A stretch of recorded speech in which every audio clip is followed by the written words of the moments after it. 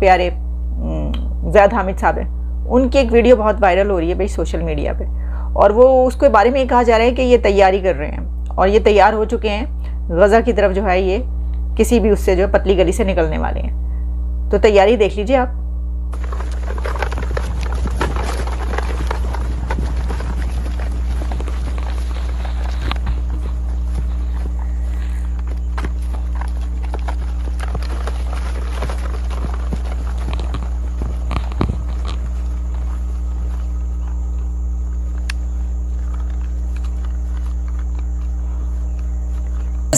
फिर एक बार बेनकाब हुआ पाकिस्तान। आपको बता दें कि पाकिस्तान ने आतंकी हमास को समर्थन दिया है, बल्कि पाकिस्तान ने अब हमास का साथ देते हुए कई सारी बातें कही हैं।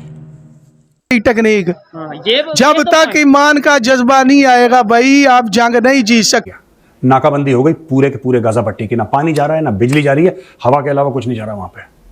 तो वहां पे बड़ी त्राही त्राही मच रखी है गाजा में। उसके ऊपर यूरोपियन यूनियन का बयान आता है कि साहब जो हम एड देते थे पैलेस्टीन को वो भी हमने बंद कर दी, जाओ ऐश करो, नॉट वायलेंस, एहतजाज करो, नॉट वायलेंस। सर आपको पूरी दुनिया में कहीं कोई मुसलमान ऐसे नजर आते हैं जो वायलेंस ना करते हो, जो इस तरह का मार काट और खून ना बहाते हो? ये तो सबसे पहले करते हैं क्योंकि इनको बचपन से ही सिखाया गया होता है। जब आप जानते हैं बकरा ईद वगैरह होती है, छोटे छोटे बच्चों से छुरी फिरवाते हैं बकरे की गर्दन पे, पहले से इनको तो खून और सब कुछ देखने की आदत होती है और शायद इसमें मजा भी आता है। सवाल ये किया जा रहा है कि पाकिस्तान से अभी तक क्या गजा की तरफ कोई जंग लड़ने के लिए दौड़ा भागा गया है या नहीं गया। इसकी वजह यह है कि आप जानते हैं कि पाकिस्तानी तो इस बारे में बहुत जज्बाती हैं और हमेशा से एक बात की जाती है कि हम जो हैं ऐसी किसी भी जगह पर जाकर सबसे पहले अपना झंडा लहराएंगे।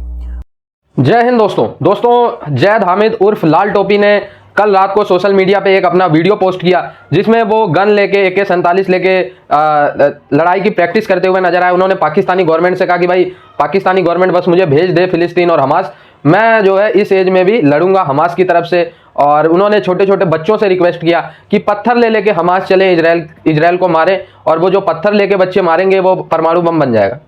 मतलब ये तो इनकी जहनियत है। ऊपर से जो मौलवी वगैरह हैं वो फतवा निकाल रहे हैं इजराइल के खिलाफ, और मदरसों में जो छोटे छोटे 12-12 साल के बच्चे, 5-5 साल के बच्चे हैं, उनके हाथों में फिलिस्तीनी झंडा लेके और मार लड़ाई का पाठ पढ़ा रहे हैं मौलवी साहब मदरसे में। तो ये तो पाकिस्तान में सीन चल रहा है। दूसरी तरफ जो लोग काम बार पे जाते हैं वो काम बार छोड़ के लाखों की संख्या में, आज तो रियल इंटरटेनमेंट शोएब भाई ने भी एक वीडियो डाल दिया कि लाखों की संख्या में गलियों में लोग इकट्ठा हो रहे हैं, जितने भी इकट्ठा हो सकते हैं, जिनका भी दिमाग जहनी तौर पर बीमार है, जितने भी लोग निकल सकते हैं इस रेपिस्टों के साथ देने के लिए, वो निकले हैं फिलिस्तीन का झंडा लेके, अल्लाह अकबर हमास का नाम ले रहे हैं और बस इनका सपोर्ट करते आ रहे हैं। ये नहीं देख रहे कि उन्होंने 300 महिलाओं के साथ क्या किया। तो ये तो इनकी जहनियत है। तो प्यारे ज़ैद हामिद साहब हैं, उनकी एक वीडियो बहुत वायरल हो रही है भाई सोशल मीडिया पे, और वो उसके बारे में कहा जा रहा है कि ये तैयारी कर रहे हैं और ये तैयार हो चुके हैं गजा की तरफ जो है ये किसी भी उससे जो है पतली गली से निकलने वाले हैं। जी बिल्कुल होती है, लेकिन आपको बताना ये चाह रहा हूँ कि लड़ने के लिए असलिया नहीं बल्कि जज्बे जो हैं वो काम आते हैं। वो उन फलस्तीनी बच्चों के हाथ में जो पत्थर है वो भी हमारे आदमी ताकतों से बढ़ के है। देखिए जनाब, इस वीडियो में हमारा कोई हाथ नहीं है। ये वीडियो हमें व्हाट्सएप ग्रुप्स के थ्रू मिल रही है जिसमें कहा जा रहा है कि भाई साहब जो हैं वो तैयार हो चुके हैं और बस गज़ा की तरफ निकलने ही वाले हैं। मेरा तो ये ख्याल था कि जितने भी मुल्ला उलमा ये सब मौलवी हजरात ये तो अपने कमर बस्ता हो चुके होंगे, अपने अपने इन्होंने बोरिया बिस्तर समेट कर जो है वो कमर पे धर लिए होंगे और ये रवाना हो चुके होंगे, लेकिन अभी तक कोई ऐसी खबर नहीं आई। बल्कि ये कहा जा रहा है, बचपन में सुनते थे कि अगर पाकिस्तान ने एक बटन दबा दिया तो इजराइल नज़र भी नहीं आएगा। अब पता चला वो टीवी का बटन था। सर टीवी पे कहीं नजर नहीं आ रहा, कोई बातचीत ही नहीं हो रही। बातचीत हो रही है कि अदालतों में इस वक्त क्या हो रहा है और खान साहब को जो है वो दीवार तोड़ के उनके लिए जगह बनाने की बात की जा रही है जहाँ पे वो वॉक कर सके, और इस तरह की बहुत सारी बातें चल रही हैं। लेकिन ना तो कोई गज़ा की बात कर रहा है ना कोई इसराइल की बात कर रहा है। तो हम तो बात कर रहे हैं, आपको बताते रहेंगे। लेकिन हाँ, एक और बात चल रही है और वो ये है कि वो कह रहे हैं कि एक और पाकिस्तान ने नया मिसाइल बनाया है जो कि वो मिसाइल जो है वो दागा जाएगा किसकी तरफ, आप जानते हैं इसराइल की तरफ। आप देख लीजिए, इसका नाम रखा गया है हलवीन मिसाइल। मुझे नहीं पता हलवीन क्यों रखा गया, लेकिन ये तो मौलाना फजलुर रहमान साहब है। देखिए, ये इस तरह की चीज़ें जो है ना, ये बड़ी ही बुरी बात होती है। मैं तो बहुत ज़्यादा इसके ऊपर नाराज़ होती हूँ जब गलत बात है। देखिए इज्जत करनी चाहिए, आपको एहतराम करना चाहिए। मौलाना साहब जो हैं वो ऐसे ही कोई नहीं, हलवा वलवे की तो चलें कोई बात नहीं, हलवा खा के वैसे ही सब मिसाइल बन जाते हैं, लेकिन कोई बात नहीं। अच्छा देखिए ये जो बात हो रही है ना ज़ैद हामिद साहब की, तो वो क्या कहेंगे, वो कहेंगे कि देखो, वैसे मैं तो कहती हूँ कि देखिए वो इस उम्र में भी अब उनका जज्बा, ताकत और देखे तो सही कितनी जो है वो तनदही के साथ कितने एक्टिव है। आरज़ू, मैं उन लोगों में मैं शामिल नहीं हूँ, सबसे बड़ी बात तो ये है, क्योंकि मेरा तो खैर उस चीज पे भी मैं वही बात कर रहा था कि मैं कहता हूँ इस्लाम के स्पिरिट और फिलॉसफी को समझो बजाय रिचुअल के।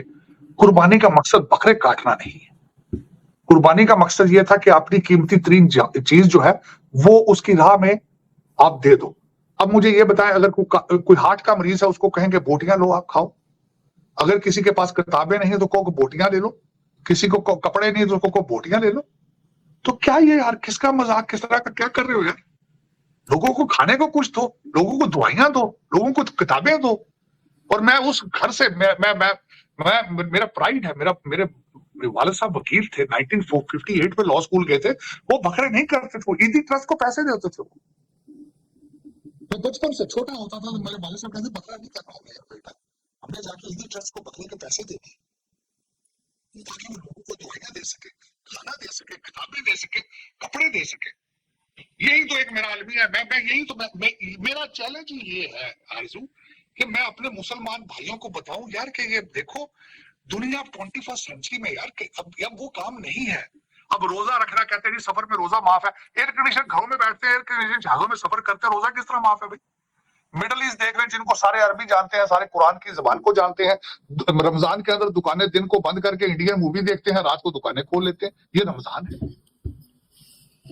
आप मेरे पीछे देख सकते हैं कि यहाँ पर नौजवान पाकिस्तान में फलस्तीन का परचम पकड़े बड़ी तादाद में रोड पे रैलियां निकाल रहे हैं, लब्बैक लब्बैक अल जिहाद के नारे लग रहे हैं।